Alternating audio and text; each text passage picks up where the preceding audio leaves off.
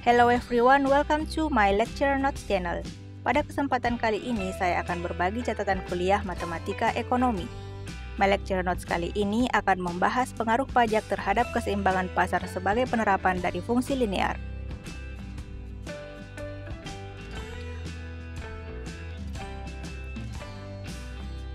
Dalam penjelasan pengaruh pajak terhadap keseimbangan pasar, ada 2 poin yang akan dibahas.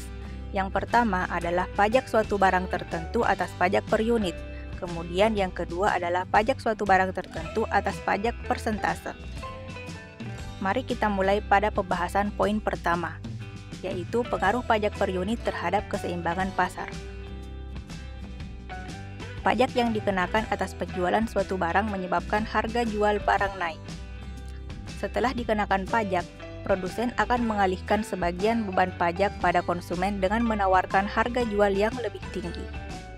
Selanjutnya, harga keseimbangan yang tercipta di pasar jadi lebih tinggi daripada harga keseimbangan sebelum pajak, sedangkan jumlah keseimbangannya jadi lebih sedikit. Dalam bentuk fungsi penawaran, jika fungsi penawaran sebelum pajak adalah P sama dengan A ditambah BQ, maka fungsi penawaran setelah pajak adalah P sama dengan A ditambah T ditambah BQ, di mana T di sini adalah pajak per unit kuantitas. Mari kita melihat contoh soal berikut. Misalkan diketahui fungsi permintaan akan suatu barang ditunjukkan dengan persamaan P sama dengan 15 dikurang Q, dan penawaran sebesar P sama dengan 3 tambah 0,5 Q.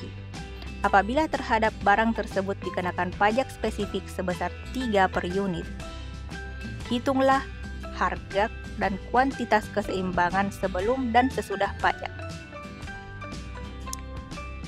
Mari kita jawab bersama.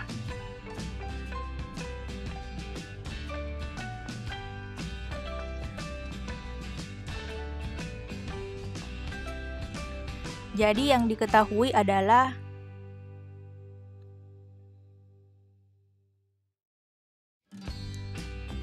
P sama dengan 15 dikurang Q. Ini itu permintaan.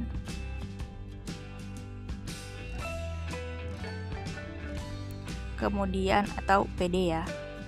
Kemudian PS-nya penawaran 3 ditambah 0,5 Q. Pajaknya 3 per unit. Yang ingin diketahui yang ingin ditanyakan adalah P sebelum pajak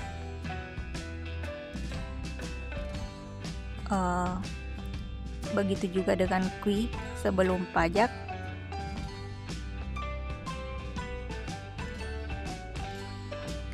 P setelah pajak, dan Q setelah pajak. Nah,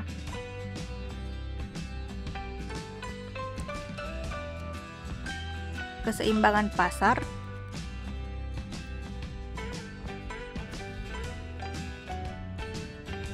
terjadi pada saat PD sama dengan PS dan QD sama dengan QS.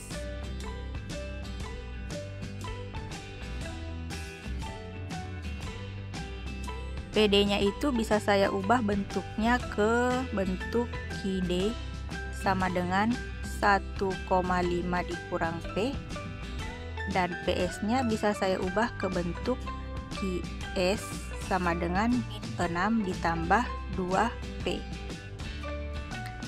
Jadi kalau kita samakan QD-nya, QD sama dengan QS. 15 QD-nya 15 kurang P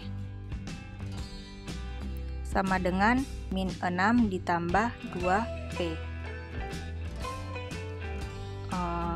Dijumlahkan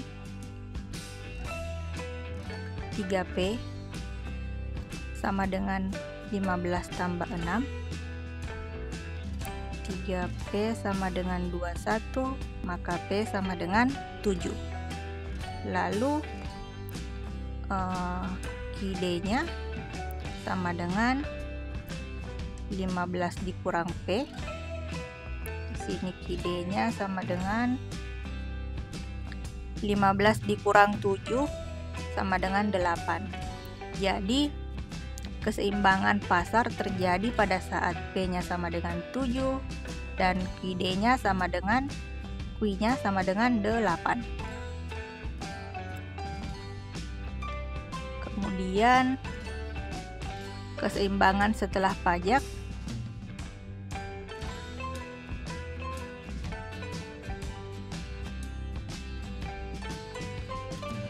tiga per unit, maka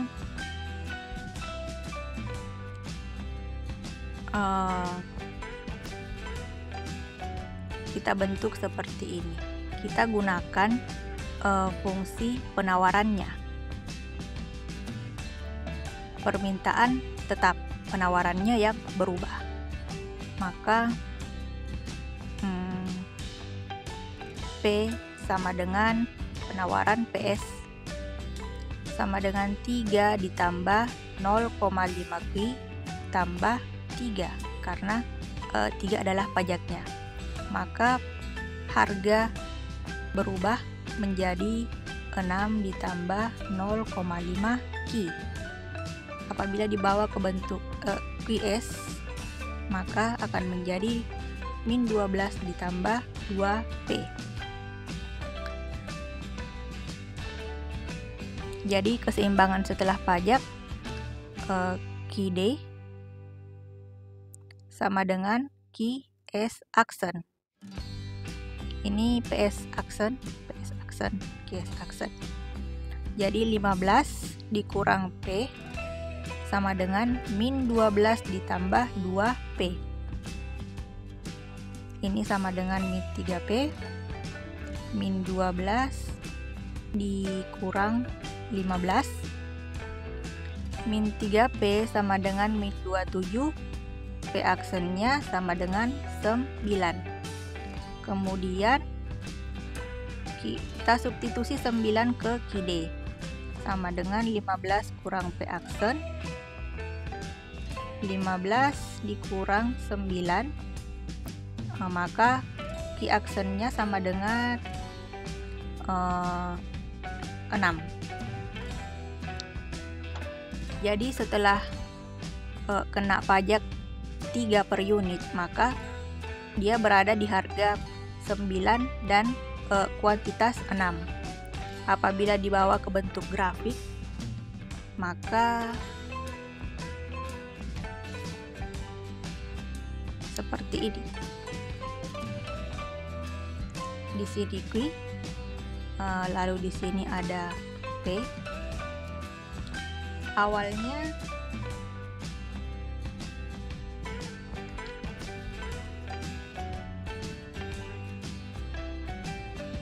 sebelum kena pajak berada di titik keseimbangan 7 dan 8. P-nya sama dengan 7, maka jumlah barang yang diminta sebesar 8. Di sini adalah QD-nya. Lalu di sini ada QS-nya. Setelah kena pajak, harganya naik menjadi 9. Jumlah barang yang diminta sama dengan 6. Di sini menjadi QS aksen. Jadi terjadi pergeseran penawaran.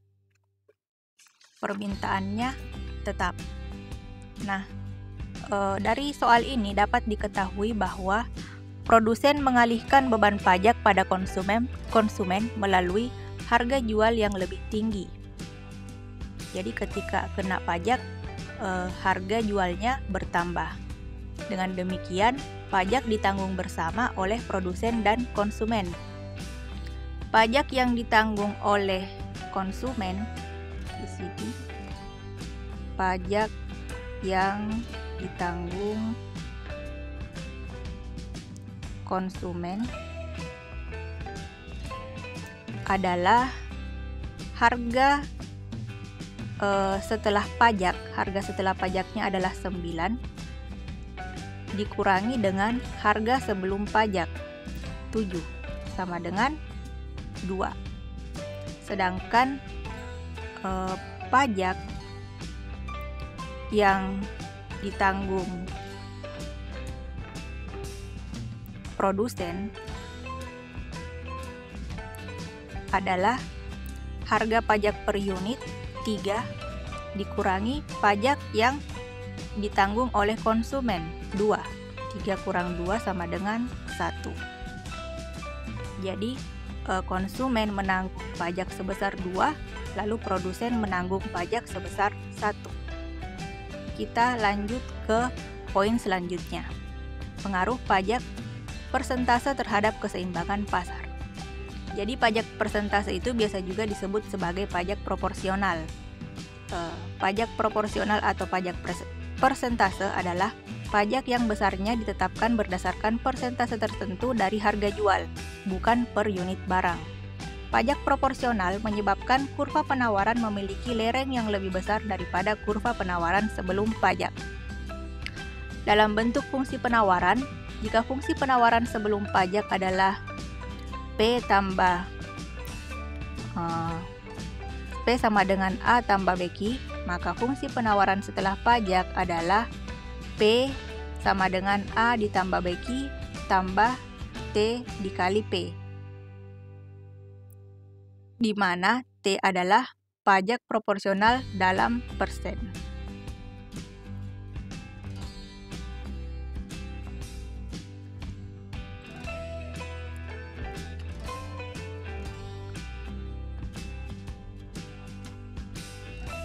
Mari kita ke contoh soal.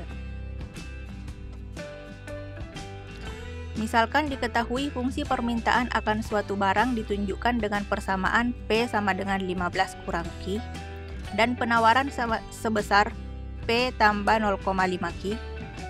Apabila oleh pemerintah barang tersebut dikenakan pajak proporsional 25% dari harga jual, hitunglah harga dan kuantitas keseimbangan sebelum dan sesudah pajak. Harga kuantitas keseimbangan sebelum dan sesudah pajak.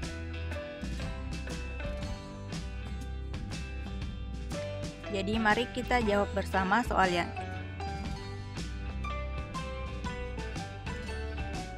diketahui sama kayak tadi.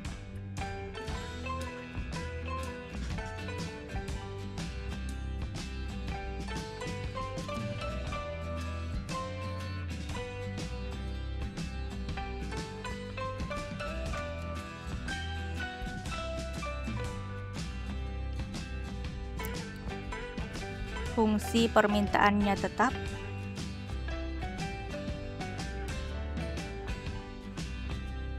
Jadi PD-nya sama dengan 15 dikurang QD.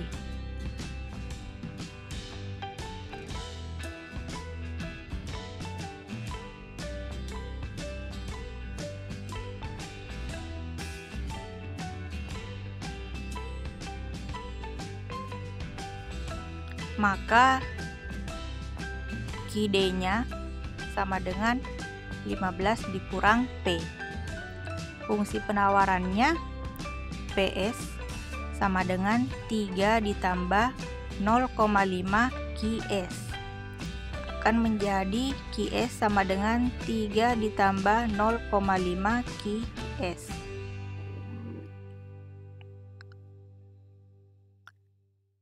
Lalu Fungsi penawaran setelah kena pajak PS Action sama dengan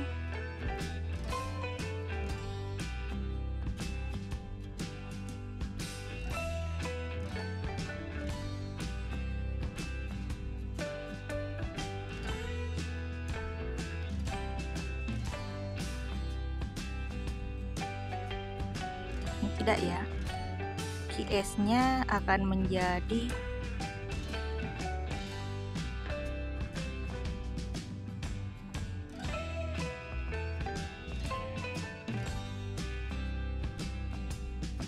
-6 ditambah 2P.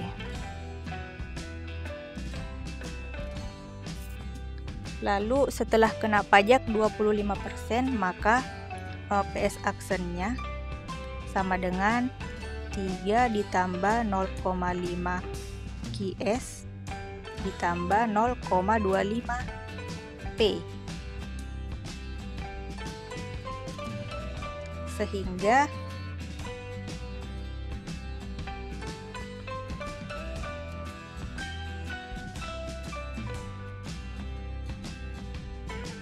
di sini PS ya.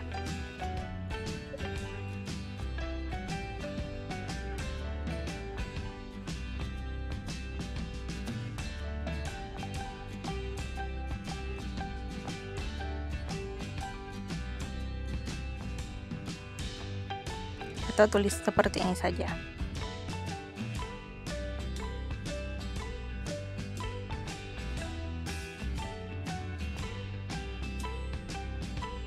Setelah kena pajak,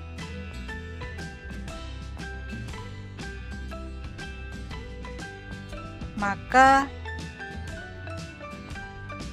yang digunakan adalah PS-nya. 3 ditambah 0,5 QS ditambah 0,25 P.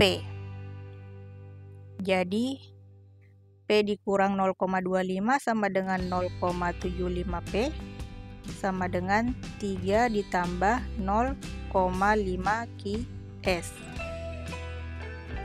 Jadi P-nya sama dengan 4 tambah 2/3 QS, atau QS-nya sama dengan 1,5 P dikurang 6.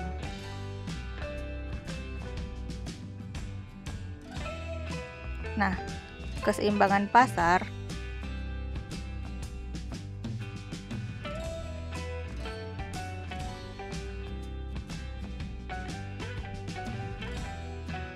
tercipta ketika QS sama dengan QD, sehingga QS sama dengan QD. QS-nya sama dengan 1,5 P dikurang 6 sama dengan 15 kurang P. Di sini P-nya menjadi 2,5 P sama dengan 15 ditambah 6. 2,5 P sama dengan 21. Jadi P Action-nya sama dengan 8,4. Lalu untuk Q-nya atau kuantitasnya digunakan QD 15 kurang 4, 15 kurang P, 15 dikurang 8,4 sama dengan 6,6. Jadi setelah kena pajak dia berada pada harga 8,4 dan 6,6 untuk Q-nya. Sedangkan sebelum kena pajak P-nya sama dengan 7 dan Q-nya sama dengan 8.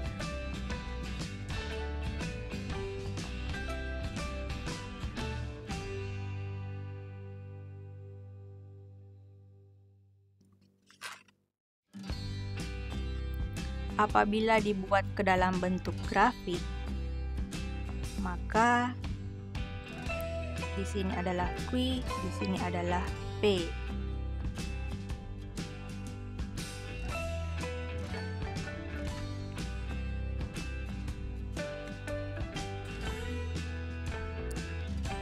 Harga awal, titik keseimbangan awalnya adalah 7 dan 8. Setelah pada kondisi ini, kurva permintaannya seperti ini, QD. Kurva penawarannya seperti ini, QS. Lalu setelah kena pajak 25%, maka harganya naik menjadi 8,4. Tapi